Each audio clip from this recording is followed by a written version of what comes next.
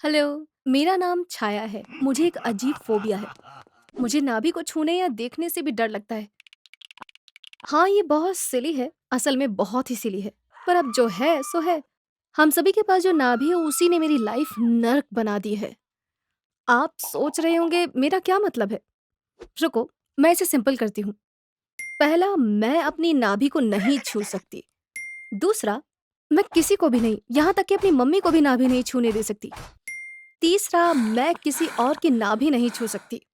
चौथा, मैं किसी और को उनकी नाभि छूते हुए नहीं देख सकती। पांचवा, ये सबसे बुरा है, जब मैं किसी ऐसे इंसान को देखती हूँ जिसकी नाभि दिख रही हो तो मैं नहीं देख सकती, क्योंकि मैं डरती हूँ कि वो उसे छू लेंगे। ये सभी बुरे हैं, लेकिन लास्ट वाला, दूसरे लोगों की बैली ना देख पाना, इसने मेरी लाइफ को बहुत अफेक्ट किया है। मैं आपको बताती हूँ कि सबसे बुरा क्यों है। मैंने शुरू में कहा था कि मुझे नाभि से फोबिया है, लेकिन कुछ लोग ये नहीं जानते होंगे कि फोबिया क्या होता है। फोबिया में किसी चीज से बहुत डर लगता है। खैर, डर और फोबिया में क्या अंतर है? एक अच्छा एग्जाम्पल है। मान लीजिए आपकी एज 5 या 6 साल है और आप कुत्ते के साथ खेल रहे हैं। कुत्ता आपका हाथ काट ले और डेफिनेटली आप घबरा जाओगे। और इसके बाद आपको कुत्तों से डर पैदा हो सकता है। आप उन्हें छूना नहीं चाहते क्योंकि आपको डर लगता है कि वो काट लेंगे। इसे कुत्तों से डरना कहा जाता है और ये नॉर्मल है, क्योंकि ये आपके बुरे एक्सपीरियंस पर बेस्ड है। पर कुत्तों का फोबिया होना अलग बात है। आपको डॉग फोबिया हो सकता है, भले ही आपको कुत्तों के साथ कोई बुरा एक्सपीरियंस ना हो। और अगर आपको फोबिया है तो आप एक छोटे से पप्पी को देखकर भी डर जाओगे। मैं आपको बताती हूँ कि मेरे साथ कैसा है।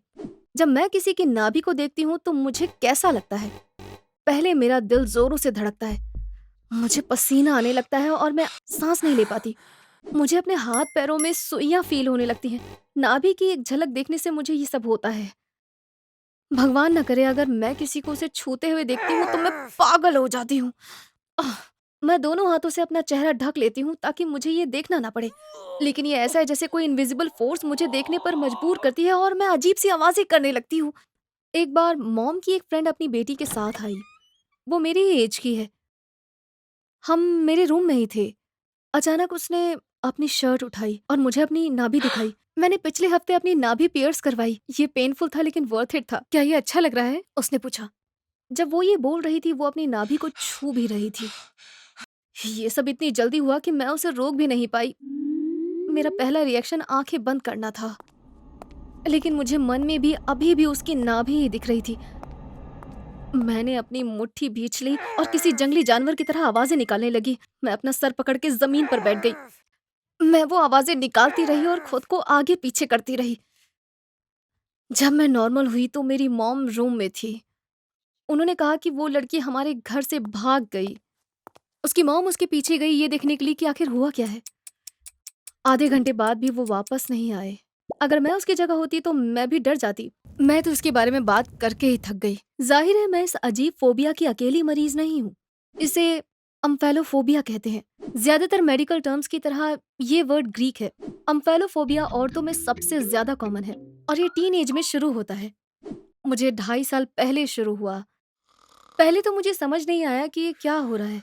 मैं गर्मियों में अक्सर शॉर्ट्स पहनकर ही सोती हूँ। शॉर्ट्स के मेरे नाभि को छूने से मैं अनकंफर्टेबल फील करने लगी। इस वजह से मैं आधी रात को ही उठ जाती और तब से मुझे फील हुआ कि कुछ गड़बड़ है। एक सुबह मैंने सोचा शायद मेरी नाभि पर घाव है, इसीलिए मुझे अनकंफर्टेबल फील होता है। और मैंने अपनी नाभि को हल्के से छुआ। वो ऐसा था जैसे मैंने अपने इंटरनल ऑर्गन को छू लिया हो। मुझे लगा मैं बेहोश होने वाली हूँ और मैं बेहोश हो गई।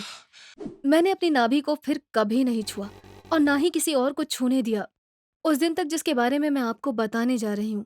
अनफॉर्चुनेटली ये फोबिया मेरी लाइफ को उससे ज्यादा अफेक्ट करता है। एग्जाम्पल के लिए, मुझे शावर लेना बहुत पसंद था, लेकिन अब ये टॉर्चर जैसा है क्योंकि मुझे हमेशा अपनी नाभि को छूने का डर लगता है। मैं बीच या पूल में भी नहीं जा सकती।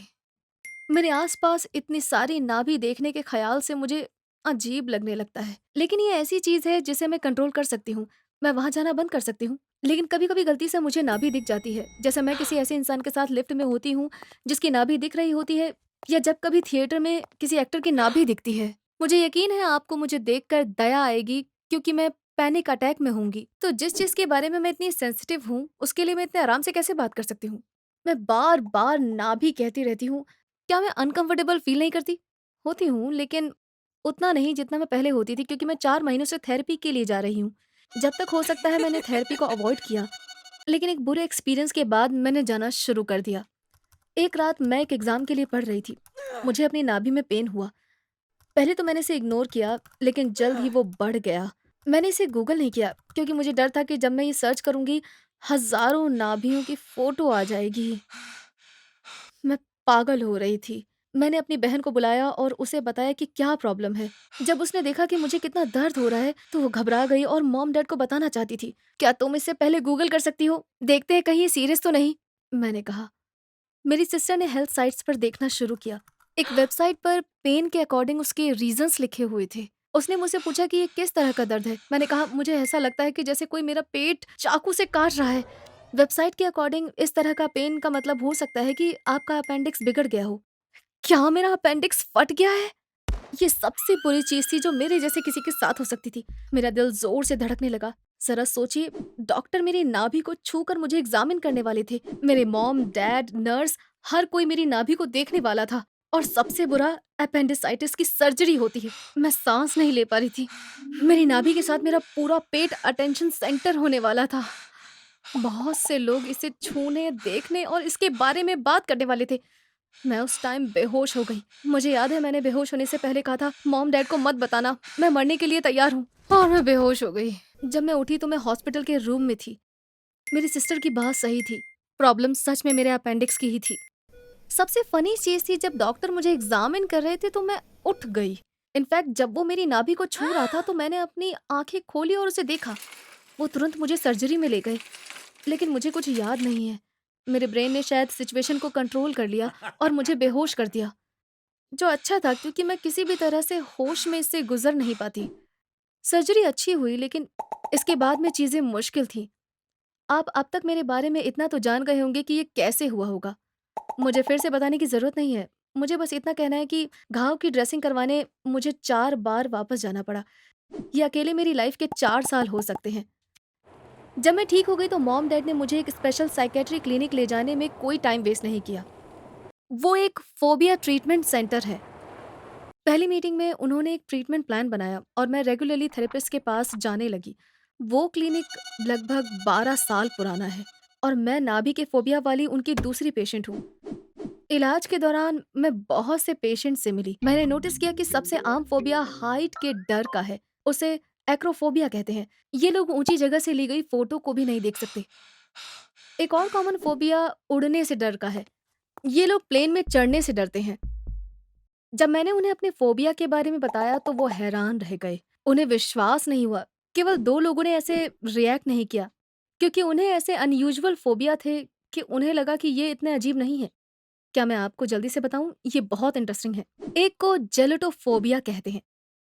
ये ग्रीक वर्ड जेलोस से आया है, जिसका मतलब है हंसी। आपने गेस कर लिया है ना? हाँ, हंसने का डर। इस फोबिया में लोगों को हंसी और हंसने वाले लोगों दोनों से ही डर लगता है। उन्हें जोक्स और ऐसी किसी भी चीज से डर लगता है जो लोगों को हंसा सकती है, क्योंकि वो हंसी से बहुत डरते हैं। जिसको ये फोबिया था वो 40 साल का एक इजिप्शियन हिस्ट्री का एक्सपर्ट था। उन्होंने कहा उन्हें हिस्ट्री बोरिंग लगती है, लेकिन फिर भी उन्होंने इसे करियर इसलिए चूज किया क्योंकि उन्हें लगता था हिस्टोरियन बोरिंग होते हैं और शायद कभी कभी ही हंसते हैं। बेसिकली उन्होंने इस प्रोफेशन को ऐसे लोगों के आसपास रहने के लिए चुना जो कभी हंसते नहीं हैं। जब मैं उनसे मिली तो उन्होंने अपने ट्रीटमेंट में बहुत प्रोग्रेस कर लिया था और वो काफी अच्छा कर रहे थे। उन्होंने मुझे ये साबित करने के लिए एक जोक भी सुनाया। एक और इंटरेस्टिंग फोबिया कैकोफोबिया है। ये ग्रीक वर्ड कैको से आता है, जिसका मतलब है कि अगली या बुरा। आपको क्या लगता है ये फोबिया किस बारे में है? ये गेस करना मुश्किल है। ये अगलीनेस से डर है। कैकोफोबिया वाले लोग उन लोगों को नहीं देख सकते जिन्हें वो बदसूरत मानते हैं। इनफैक्ट वे उनके आस-पास भी नहीं रह सकते हैं। एग्जाम्पल के लिए, अगर कोई इंसान जो उन्हें बदसूरत लगता है उनके साथ एक प्लेन में है तो उन्हें फिजिकली रिएक्शन होते हैं। जिस लेडी का कैकोफोबिया का ट्रीटमेंट चल रहा था वो 30 साल की थी। उन्होंने कहा कि वो 1 से 10 के बीच सभी के लुक्स को रेट करती हैं और उन लोगों से दूर रहती हैं जिन्हें वो 7 से कम मानती हैं। उन पे गुस्सा होने की ज़रूरत नहीं है क्योंकि ये पूरी तरह से उनके कंट्रोल से बाहर है। प्लीज़ याद रखिए फोबिया क्या होता है। किसी चीज़ का बहुत ज़्यादा और बेमतलब डर होना। मेरा ट्रीटमेंट अभी भी चल रहा है और आप देख सकते हो कि ये बहुत अच्छा जा रहा है क्योंकि मुझे नाभि के बारे में बात करने में कोई प्रॉब्लम नहीं होती। मैं अभी भी दूसरों की नाभि नहीं देख सकती, लेकिन मैं अपनी नाभि को देख लेती हूँ और मैं कभी-कभी उसे टच भी कर लेती हूँ। मुझे सुनने के लिए थैंक्स। अगर आपको ऐसी कहानियाँ पसंद है तो आप इस चैनल को सब्सक्राइब कर सकते हो। बाय।